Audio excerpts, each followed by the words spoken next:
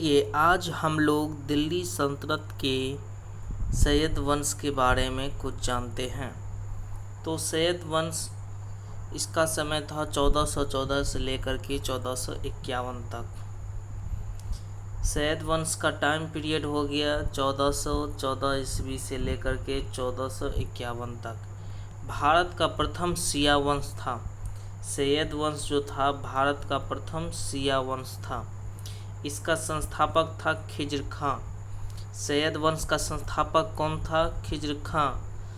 सैयद वंश के संस्थापक जो था खिज्र खां। इसका समय था 1414 से लेकर के 21 तक।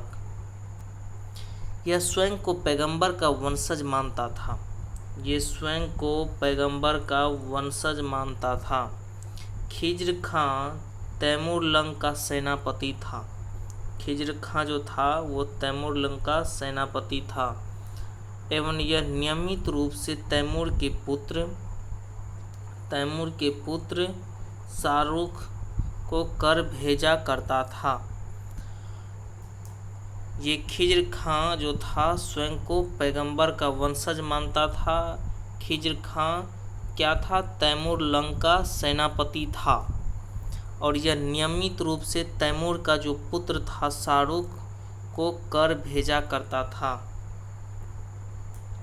खिज्र खां ने रैयत-ए-आला उपाधि धारण की। खिज्र खां ने कौन सा उपाधि धारण की?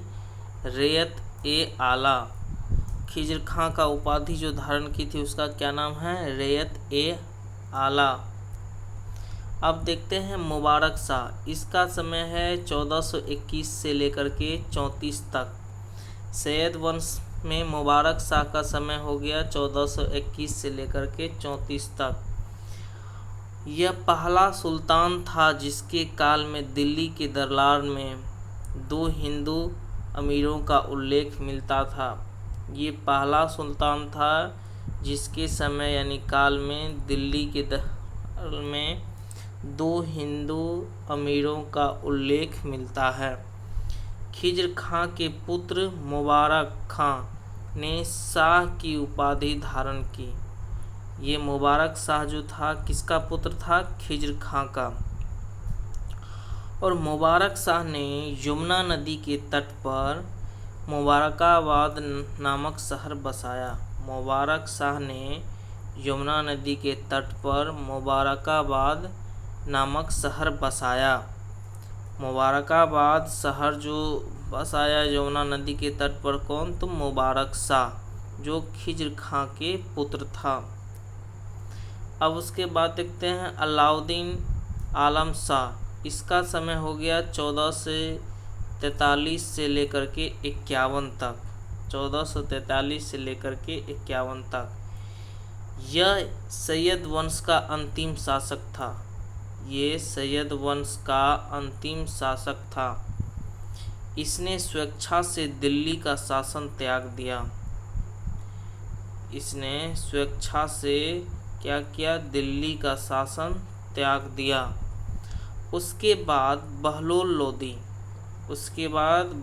लोदी गाजी के नाम से दिल्ली के सिंहासन पर बैठा। जैसे अलाउद्दीन आलम शाह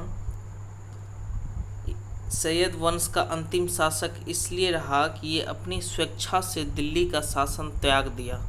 उसके बाद बहलोल लोदी गाजी के नाम से दिल्ली के सिंहासन पर बैठा और प्रथम अफ़गान साम्राज्य की नींव डाली। आलम शाह की मृत्यु 1476 ईस्वी में बदायूं में हुई। आलम शाह की मृत्यु 1476 ईस्वी में बदायूं में हुई।